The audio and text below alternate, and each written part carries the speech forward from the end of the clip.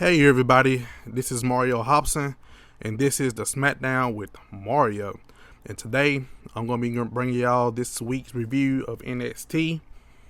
If you're listening to this on any platform, please follow me. This week, I actually hit a milestone on Spotify, and I got 200 followers. So, thanks everybody for following me over there. You can follow me on Spotify, Apple, anywhere you get your podcast from. So I appreciate that. If you want to be part of the show, you can comment over on Spotify. You can follow me on X, comment, send me messages over there, and I will put them part of the show. So please, if you don't mind contacting me on those two platforms, because those the most platforms I go look at the most. So either X or Spotify. Ask me questions. You can do I would do blind rankings, I would do Mount Rushmore questions, anything of those sorts. So yeah, so hit me up on X, comment on Spotify. If you want to, you can go on Facebook. You can reach me on there as well. All of that is the SmackDown with Mario. So with all that being said, I'm gonna go ahead and get into this NXT review and stop wasting y'all time. Alright, so the show starts off with the NXT champion Tony D'Angelo. He's teaming up with the North American champion Miles Bourne, and they're going up against Mason Rook and Cam Hendricks.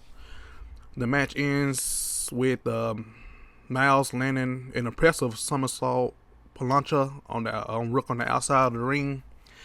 He rolls Rook back in the ring. Then Tavion Heights comes out and he shoves Hendricks into Miles Bourne, who's standing on the apron.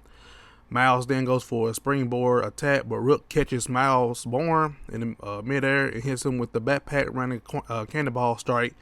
He sets him up for his finish move, but before he did, Hendricks made the blind tag. Rook connects with the jackhammer and goes for the cover, but Hendricks comes in, shoves Rooks off, and steals the win. So, in the upset win for Mason Rook and Cam Hendricks, this is just, it's an upset that they got the wins over the two main champions over on NXT. And as we saw later on, I think they had an interaction, which we get to later on. We're talking about Mason Rook and Cam Hendricks, which we get to that later on because Cam Hendricks had a in-ring interview, so we'll talk about that later. But like I said, this was an upset win for Mason Rook and Cam Hendricks.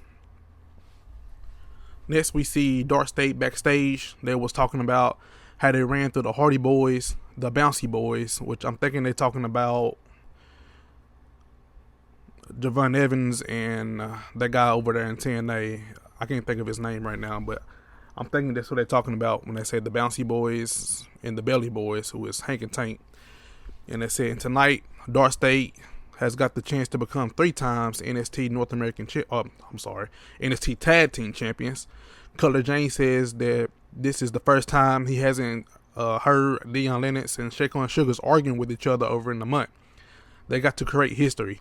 They talked about what Osiris Griffin mentioned last week, that if Lennox and Sugars didn't win tonight, they were going to make a change. And what did he mean by that? Sugar says that Lennox shouldn't trip because that doesn't matter. The only thing that matters right now is Dark State is going back to what they do, and that's walking down the entire roster, striking fears in everybody's hearts. Sugar knows that he and Lennox have been having problems, but it's all love because at the end of the day, they have each other's back. There's only one thing left to do: get back to what belongs to them, because when Dark State strikes, ain't nobody safe. So we see that in the main event tonight.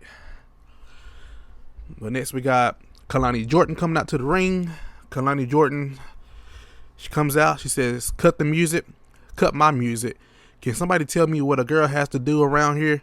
I walked through those performance center doors, and in 9 months, I was a main player on NXT, which makes me the fastest homegrown talent in all of WWE. Last week, I beat Kendall Gray. Mind you, someone that you guys think should already be in the Hall of Fame. So I'm going to tell it like it is. I'm better than all those women that got called up to Raw and SmackDown. Which, if you think about it, she's not really lying, because I think she's better than JC Jane. I think only person that got called up to the main roster that's either better or on the same page as Kalani Jordan was Sol Ruka. Any other women that got called up, I think they nowhere near better than Kendall. Cause I think she's good on the mic, and I think she's good in the ring as well. But next year, I think after WrestleMania or Royal Rumble next year, she'll get called up because she deserves to be. She's been there for a minute. But I think they're gonna give her the NXT Women's title first. Let her run with that for a hot second before they call her up. So she could even get called up before the Royal Rumble or WrestleMania, but we'll just have to see. Where was I at now? She said, I'm better than Fatal Influence, which she is. I'm better than Blake Monroe, which NXT Blake Monroe, yeah, she's better, but AEW Blake Monroe, nah, she's not better than her. But the run that Blake Monroe had on NXT, yeah, Kendall Jordan is better than her. She said, I'm better than Sol Ruka, which, like I said before, I don't think she's better. They probably on the same page, but she's not better than Sol Ruka. And she says, I'm better than any women sitting in the back listening right now. I am the only woman to make Lola Vice tap out, not just pin her, not catch her on the bad night, but I made our NXT Women's Champion tap out. And by the way, they say NXT Women's Champion, which I think is weird. I don't know why they say Women's Champion. They don't make Women's Champion is the correct term, not Women's Champion. I don't understand why, because they don't ever say, the men don't ever say NXT man's champion. They say men's, because it's just weird. I don't know. All of them were saying woman's. Yeah, that's crazy. That's not the correct way to say that, but I don't know. Anyway, sorry to keep on rambling on, but she says that alone should have put me front of the line a long time ago. But the crazy thing is, watch this, is I never even gotten a chance to go for the NXT Women's title. Never. Not once. Never. Instead, I had to sit back and watch all these women who aren't half as athletic, half as gifted, half as complete as I am, fumble opportunities left and right. People love to call words like potential when it comes to me, but potential is for other girls who are still trying to figure it out, and I've already done that. I already done it. So it's my time to get a chance at the NXT Women's title, because let me tell you, everybody is getting way too comfortable overlooking me. That's the easy way out, because it's easier than realizing that the standout is the most underrated woman in the whole NXT locker room. The easy thing comes out. She says, oh, Kalani, are you seriously trying to jump the line again? Did you forget that I'm the one that actually pinned Lola, and then I was the one right here that booted her head off? Point being, if anyone's going to get a shot at the NXT Women's title, it's me. So why don't you do what you do best and get your ass to the back of the line, Kalani? Kalani says, oh my God, that's so funny. Lola Vice says, both of you stop wasting everyone's time. Well, she comes out and says this. She says, yeah, you both had wins, but I won when it mattered, which is actually why I'm the next NXT, or why I am the NXT Women's Champion. Easy Dane says, by luck, but not for long. Lola continues to say, Kalani, you talk a lot. You want this, but you couldn't realize these. And she hold her fist up. Remember? And Izzy, you're the one who picked the fight with me, which is why I'm going to start with you. Last week you hit me in the back of the head, and you thought you were going to get away with that. I said I was going to be a fighting champion, so I'm going to give you your 15 minutes or 15 seconds of fame this week. Me and you for the NXT Women's title. And Izzy Dane says, and no. But Kalani Jordan cuts her off and says, of course, Lola, you would put the title online against this one. Lola says, Mama, after I'm done with her, I'm going to remind you. Izzy Dane cuts her off and says, you got to get through me first. Then Kendall Gray comes out. She says, hold on, Lola. My eyes are still on the NXT Women's title, but you, Kalani cuts her off. It's a lot of people cutting each other off. As They arguing in the ring, but Kalani cuts her off and says, "I already beat you last week, and I already know what you're going to say, so let me get this straight. It's going to be easy, then you, then me? I don't think so." Kendall says, "Well, I don't think so either. I mean, I don't think you'll even get close to the NXT Women's title because you got to deal with a bigger issue." Then we see Ren Sinclair sliding to the ring behind Jordan, hitting Jordan with a crunch. Then Lola Vice kicks Izzy Dane out of the ring to close the segment. So, as we learn later on that Ren Sinclair, if she's 100% clear, which I think she is, will be fighting Kalani Jordan next week, and Izzy Dane, Lola Vice. Lola Vice she's going to beat Izzy Dane, of course. And I think at the end of all of this, it's going to be Kalani Jordan versus Lola Vice, which I think Kalani will come out as the new NXT Women's Champion, which I think she should. Which I think, like I said about Kalani Jordan earlier, I think Lola Vice is also close to being called up as well, which she deserves to be as well, because she's good. And she's not good on the mic, because she's the one that started this whole woman's thing. That's the first time I ever heard somebody say woman's title. So I don't know. Yeah, it's just weird to me. Maybe y'all think differently, but to me that's weird saying it like that. But anyway, next we see Sean Legacy talking to Dorian Van Dux in the backstage era. Legacy is not happy about Tate Wilder being overzealous and costing them their 6-man tag match against the Birthright. DVD says that Legacy is too good to let one loss keep him down. Robert Stone told Legacy that he'll be facing DVD in a WWE Speed Championship tournament match next week. Legacy and DVD starts bickering with each other as Romeo Moreno and Norm Dar walks by them. Dar says that Romeo doesn't need to be nervous. He'll probably get a better result than he had last week. Romeo said that Dar had Jackson Drake's number, and if it wasn't for Micaiah Lockwood, he would have won that match. Dar says that he's trying to play catch up. Romeo says he still looks up to Dar and his resume. Romeo says that it would mean a lot to him if Dar was his cornerman tonight in his match with Tristan Angels, and Dar accepts Romeo's offer. So I think this is going to end up being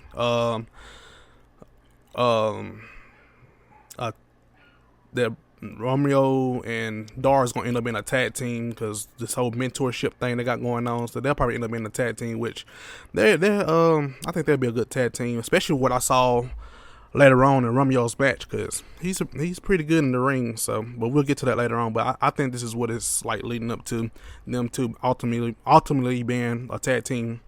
I know I said that word wrong. Yeah, y'all can correct me later. Anyway, next, coming out of the commercial break, we see Layla Diggs and other members of the NXT Women's Division watching Natty and Jada Parker conversation on Busted Open Radio last Thursday. Jada comes in looking for Natty. Layla says that Natty is not here. And it's funny how Jada always talk about people running their mouths when she does the exact same thing. Jada says that she liked Layla before she started opening her mouth. The difference between Jada and Natty is that Miss Parker will talk smack to your face, while Natty has to stand behind the microphone calling her soft, which is not true, because Natty, she did call Parker soft to her in her face like a couple weeks ago in the locker room. So yeah, that's not really all that true, Miss Parker. Anyway, Layla says that she respects Natty and her resume. Layla points out that Jada has 2 or 3 matches lost in a row, and she thinks the whole world is against her. Jada tells Layla that she'll give her the opportunity to step up in the ring next week so she can drag her ass all over the PC, and Layla accepts Jada's challenge, which I hope Jada gets the win on this, but a part of me got a bad feeling they're going to keep up with this Jada losing streak thing, and they're going to have Natalya come out, distract her as Layla pin her, which I hope I'm not right about that, but it seems like that's what's going to happen. So, but we'll just have to see. But a part of me, a bad part of me, feels like what's this going to happen? Natty going to come in there, distract Jada, And Layla gonna get the win, and that's gonna continue Jada's whole losing streak. Which I think, honestly, which I hope I'm wrong about this as well, that I think that Natty is gonna end up being like a trainer for Jada or something like that. Something crazy like that is gonna happen, like she did for Maxine over on Raw. She's gonna be Jada's trainer, and yeah, something weird like that's gonna happen. Cause last week the little LFG thing where she said that if she want to talk to her, she need to join the show, which I hope that's wrong too, because Jada needs to be going forward. She don't need to go back to LFG. LFG is for, I thought, for people trying to get to Evolve or NXT, not people that's NXT going backwards. But I think Nikita Lyons on LFG right now, which is weird to me as well. Like, I thought there was a stepping stone for people coming to NXT or Evolve, not people that's already been to NXT to go backwards. But Nikita already went backwards because she is over on Evolve. I think I saw her over there. But anyway, I'm rambling. Let me keep on going with the show. Next we got Tristan Angels versus Romeo Moreno. This match ended with Romeo knocking Angels off the top turnbuckle. Romeo then hits him with the missile drop kick. Romeo sets him up for another move, but Angels blocks it. Angels then drives Romeo face first into the ring apron. Angel then hits Romeo with the running knee drop to pick up the win. This was a great match. It was a really good match. I was waiting to see Tristan Angels in the ring, and this is also my first time seeing Romeo in the ring. And they had a pretty good match. It was pretty good. I think to me is like the best match of the night. Actually, it's a pretty good match. Both of the guys are real good in the ring. But after the match, Angels gets on the mic because during the match, Shiloh Hill was walking around the crowd holding up a sign that says Mr. NXT. So Angels gets on the mic and he says, Shiloh, I hope you enjoyed the view from out there in the crowd because that's exactly where you belong with these people. Shiloh says, well, good day, Mr. England. I mean, you said I could never outclass you, but look at me now. Angel says, you are the definition of a disgrace. Shiloh says, oh, good heavens. Very polite. However, I beg to differ, which is why I've officially started my campaign to crown myself Mr. NXT. So let's start things off with asking the crowd, do you guys want to see me, Shiloh Hill, as Mr. NXT, or do you want to see this guy? And it shows a picture of Tristan Angels in a gray tuxedo with a top hat. Tristan Angel says, how did you get that? Shiloh Hill says, by the way, your top hat sucks. One more time, Mr. Shiloh Hill, and one more time for this bubbling buffoon. Tristan Angel says, order, order, order. Unfortunately for you and half these people, neither of your opinions are valid.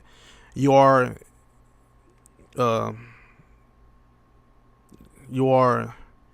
incomparable. I'm sorry. It took me a minute. Oh God. Anyway, he said it's impossible for you to understand real beauty. And mark my words, Shiloh Hill, you will pay dearly for attempting to ruin my perfect in-ring debut. So sooner or later, we'll get these two guys against each other, which it seems like it's a start of a long rivalry. And I need to slow down reading because, Lord, that took me way too long to say that word. Sorry about that, guys. Anyway, trying to get too far ahead of myself. But anyway, we see Lola Vice and Tatum Paxley backstage. Lola says the price of being a champion is one thing, but dealing with Easy Dame, Lola doesn't know how Tatum did it so long. She says she can't wait to beat Easy's ass next week. Tatum says that they have challengers coming from left to right. Then Tony D'Angelo and Miles Bourne, they joined the conversation. Miles can't believe that Tavion Heights cost them the tag team match. Tony says that he's never liked Heights. Tony tells Bourne to keep Heights out of his way. Bourne says that he'll take care of him. They talk about the targets that's been on their backs as being champions. Tatum says that she's going to defend her NXT Women's North American title right now. Then we see Naraku appears, and he says evil will strike you a strike when Tony D least suspects it. And by the way, if y'all heard dogs barking in the background earlier, I'm so sorry about that. My dogs was acting crazy for some reason. I don't know why. Sometimes when like big trucks come by, they start acting crazy. So if y'all heard that, I'm so sorry.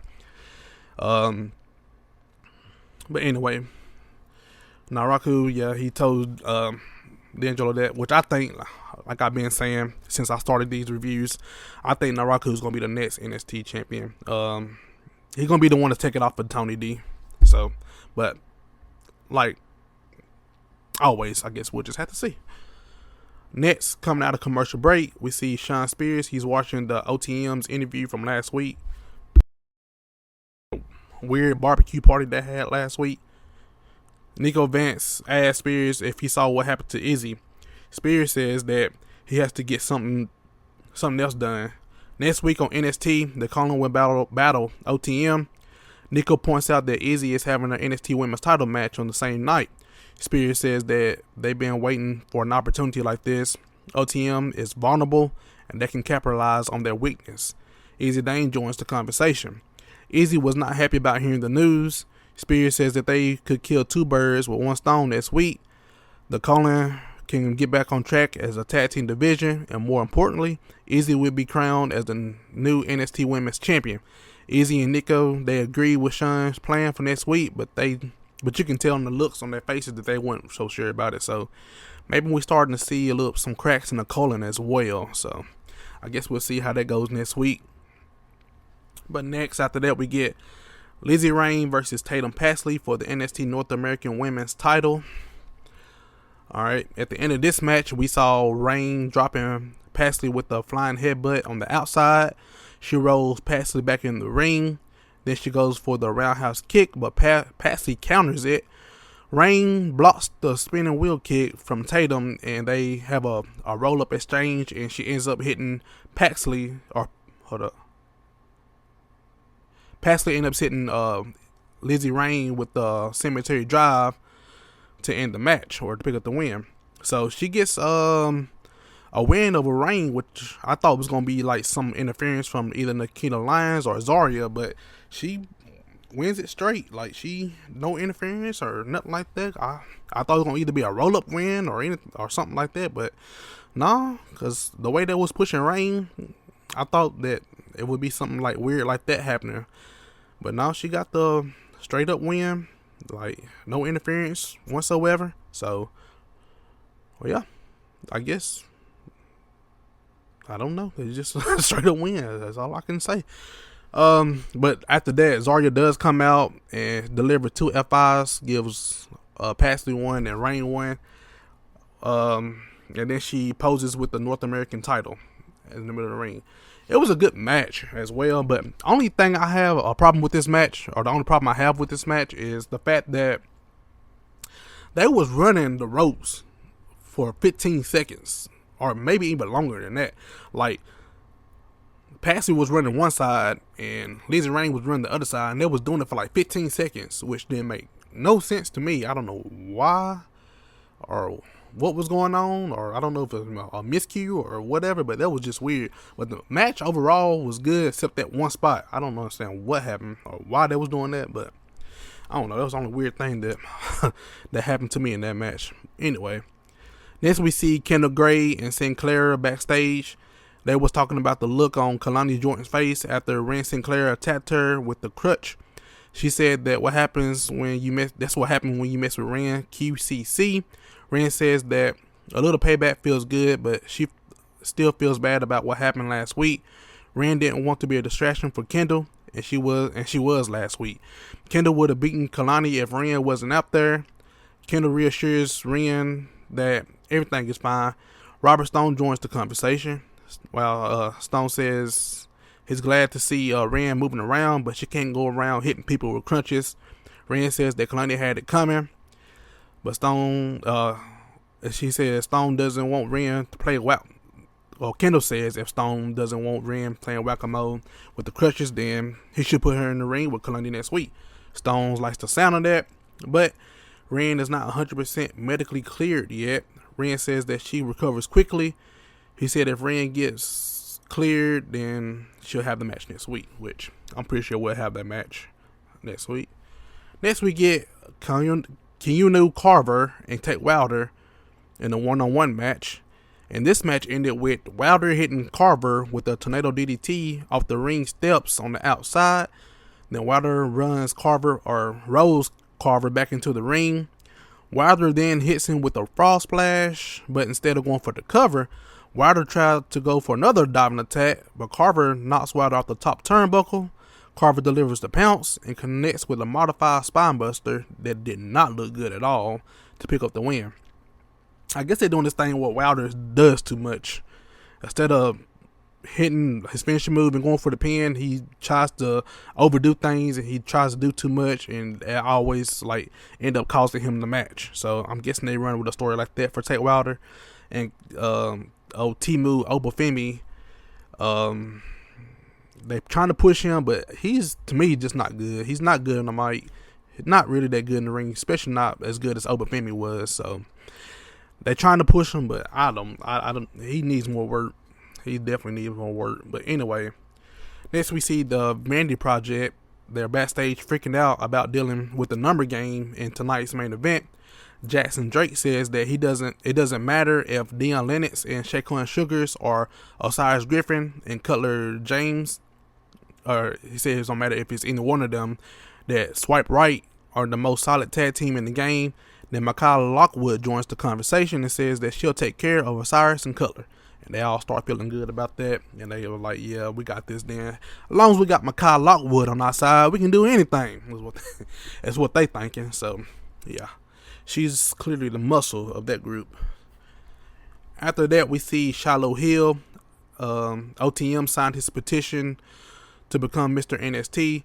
Shiloh wishes OTM good luck against the Colon next week. Shiloh then asked Birthright if they would sign the petition as well. Ariana Grace takes great offense to that. She said, as the reigning Miss NXT, Ariana says that Shiloh is definitely not pageant material. As that's going on, we see Miles Bourne and Tavion Heights arguing with each other in the background.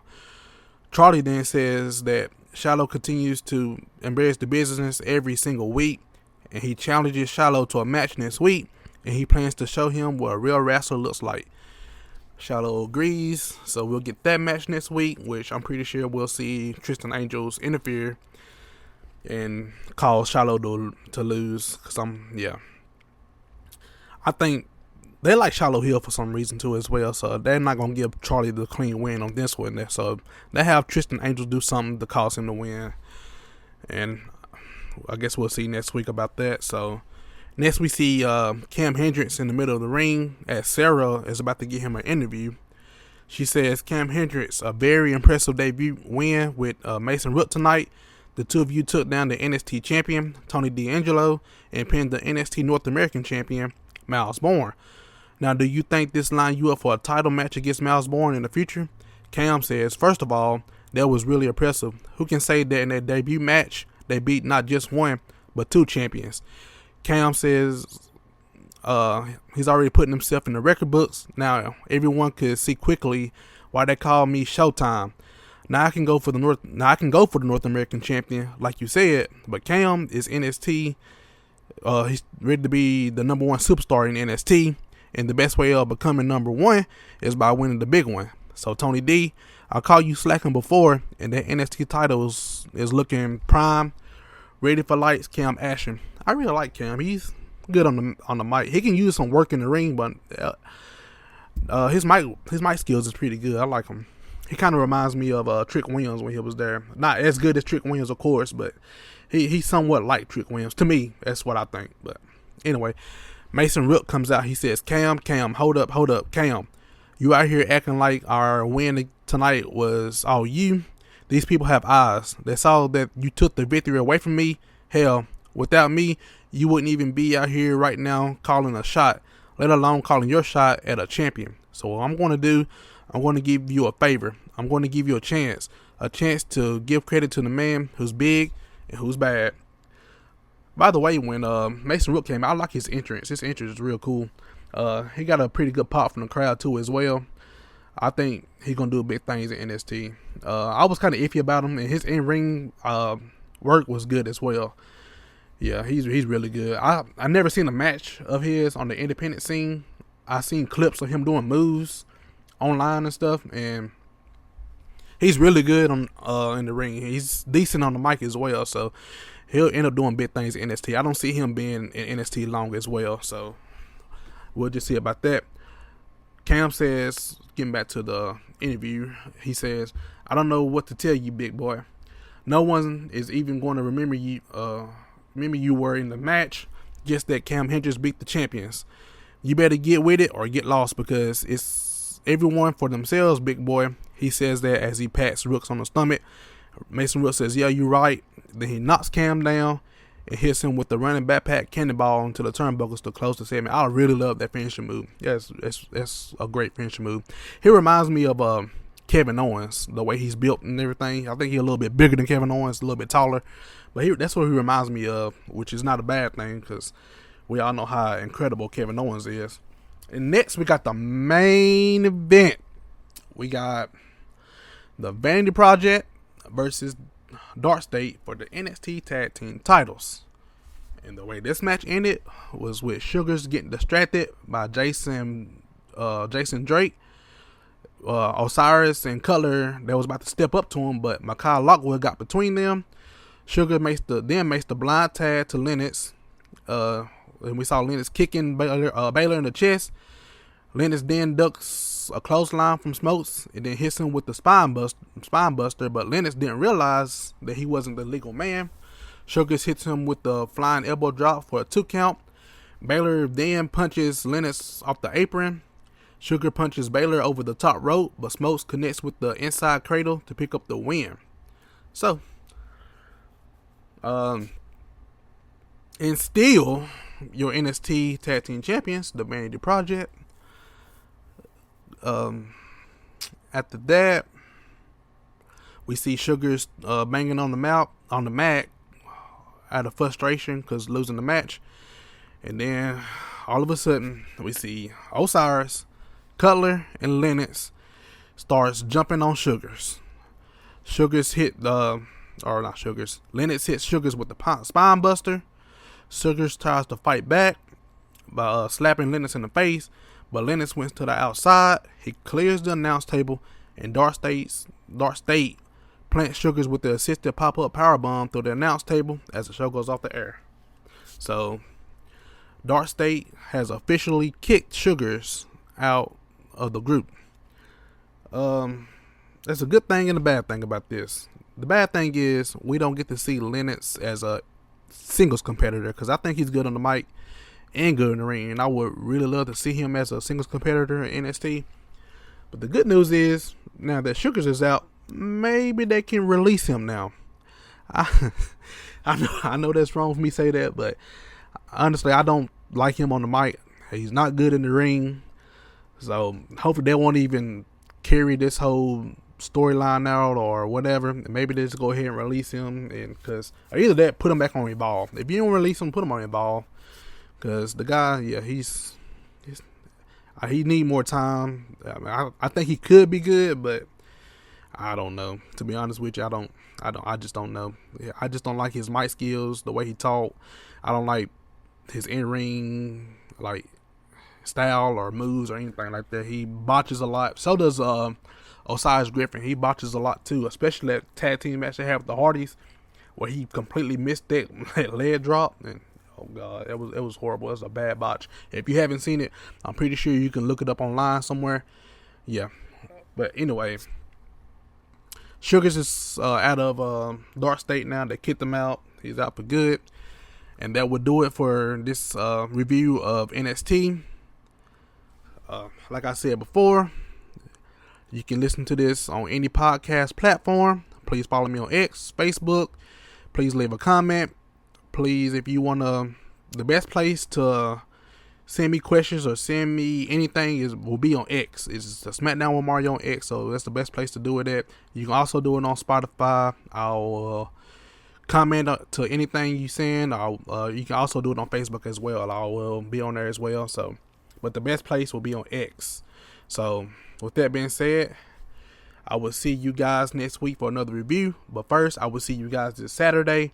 I think this Saturday I'll have another bracket. I'm not 100% sure what's going to be yet, but this Saturday I will drop another bracket episode. But until then, I will see you guys then, and I'm signing out. Bye. Thanks for listening to the WWE Podcast. Don't forget to subscribe on your favorite podcast app. so you don't miss a show, or head to WWEpodcast.com. And for all of these shows ad-free, head over to patreon.com/WWE Podcast. Until then, we'll see you next time.